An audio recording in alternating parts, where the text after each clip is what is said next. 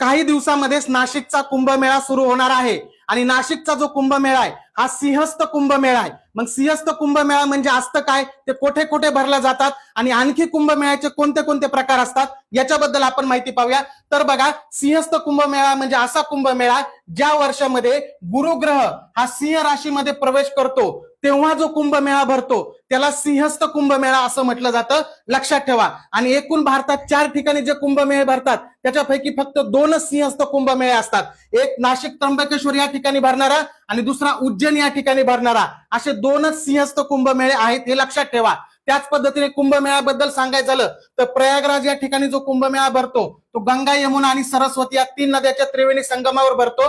तसंच प्रयागराज या ठिकाणी महाकुंभमेळा सुद्धा भरतो जो 144 वर्षाला येतो, तो मागच्या वर्षी झालेला आहे। अर्ध कुंभमेळा सुद्धा भरतो जो 6 वर्षाला असतो आणि कुंभमेळा नियमित जो 12 वर्षाला भरतो तो पण असतो। दुसरं ठिकाण हरिद्वार गंगा नदीच्या तीरावर उत्तराखंड मध्ये आहे, या ठिकाणी कुंभमेळा आणि अर्ध कुंभमेळा भरतो। त्याच पद्धतीने नाशिक आणि त्र्यंबकेश्वर या ठिकाणी गोदावरी नदीच्या तीरावर महाराष्ट्रामध्ये कुंभमेळा भरतो, तो सिंहस्थ कुंभमेळा असतो। आणि त्याच पद्धतीने उज्जैन हे ठिकाण मध्य प्रदेशमध्ये क्षिप्रा नदीच्या काठावर आहे, या ठिकाणी सुद्धा सिंहस्थ कुंभमेळाच भरतो, हे लक्षात ठेवा। वेगवेगळे कुंभमेळ्याचे प्रकार आहेत। अशा पद्धतीने ज्या नियमित चालू घडामोडी असतात त्याच्या दररोज आपण PDF मोफत आपल्या महाराष्ट्र अकॅडमी ऍपवर सर्वांसाठी उपलब्ध करून देत असतो। त्यामुळे आपलं महाराष्ट्र अकॅडमीचं ऍप सर्वांनी नक्की डाउनलोड करा, तिथे तुम्हाला दररोज मोफत PDF मिळणार आहेत।